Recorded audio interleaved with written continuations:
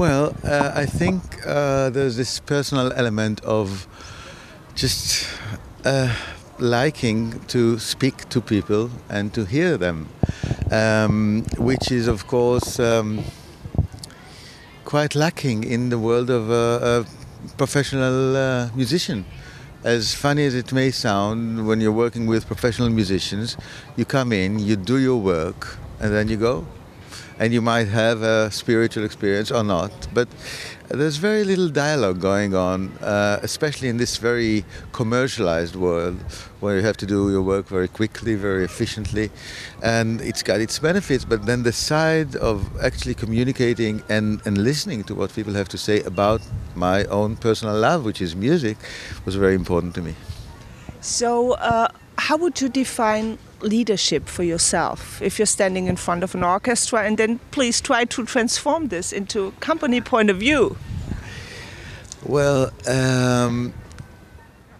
obviously leadership is measured by its results. If you have a happy group of people, creative, unlimited in their individual contribution, and yet working together to achieve a certain goal, I think you've succeeded. Now, what you've done to do it, it depends very much on the circumstances of, the knowledge of you and the people, the culture. There are so many ways. But in the long run, I think, we used to say empowering the people you work with, but nowadays when there's such an obvious power shift towards the players, the workers, the employees, even the internet users, we no longer empower anybody, but we try to connect to their powers. They are already empowered, and to make them work together. Now, a true leader today would best do that. Take into account everything that's there already and make it come together. So when you work with an orchestra, how do you approach them? How do you interact with them before you go on stage? Well, you seldom have the opportunity to. You have a 10 o'clock rehearsal and people come, and they go straight to stage and they really don't want to talk. I had a tremendous luck of being a student and sometime assistant of Leonard Bernstein in his last years. And even him, who was such a great musician and so well appreciated, had real trouble trying to speak to orchestras because people would say, come on, time is short, let's get to work. We don't want to speak about it, we want to do it.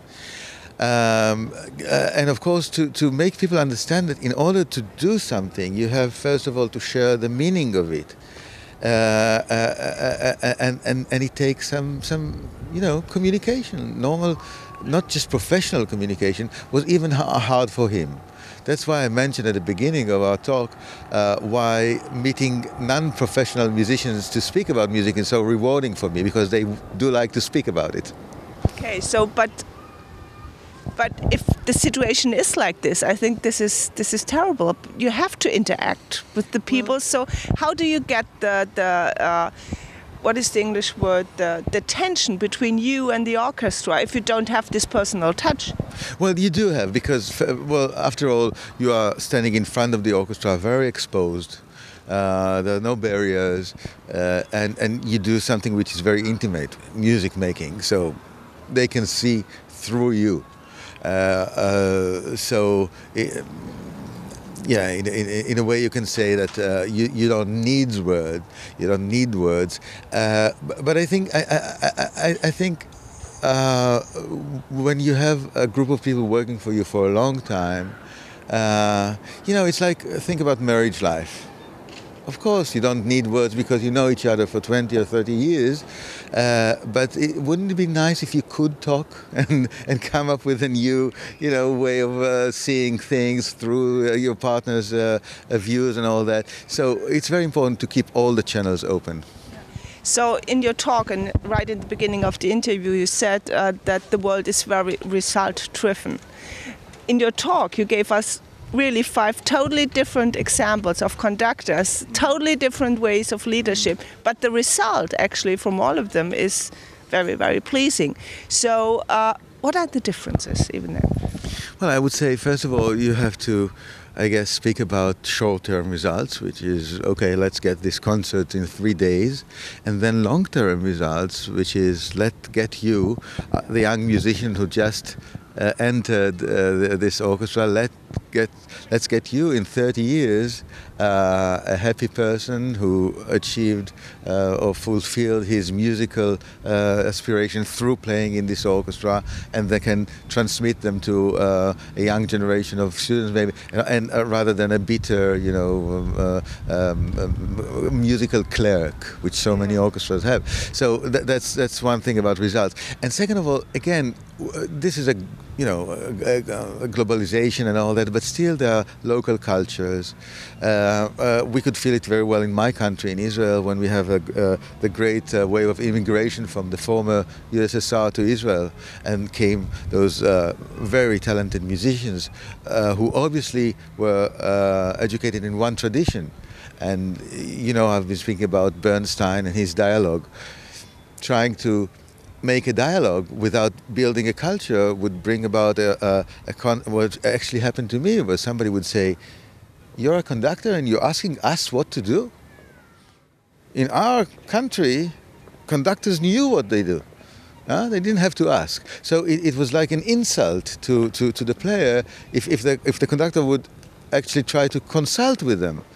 If you don't know, how come you're the conductor?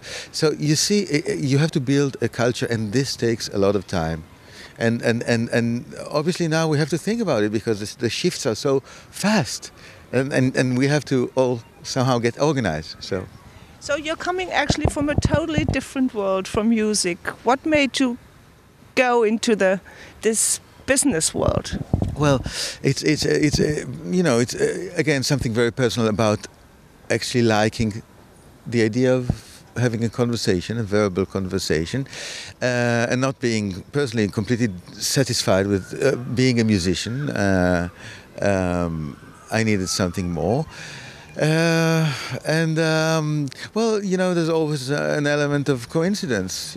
Somebody just asked me to speak in front of some senior managers, but mentioning that they weren't interested in classical music, so I better come up with an aspect of music which would be relevant and interesting for them. So it made me think, and then I found much pleasure in it. I hope you did sense the pleasure I get from it. So maybe you can give us one example from your business work you're doing with this Maestro program. Do you come together with these people who are going into it, or who share the program with you? Are they coming back? What is the relationship you have to these people, and what are they doing? What are they learning there? Well,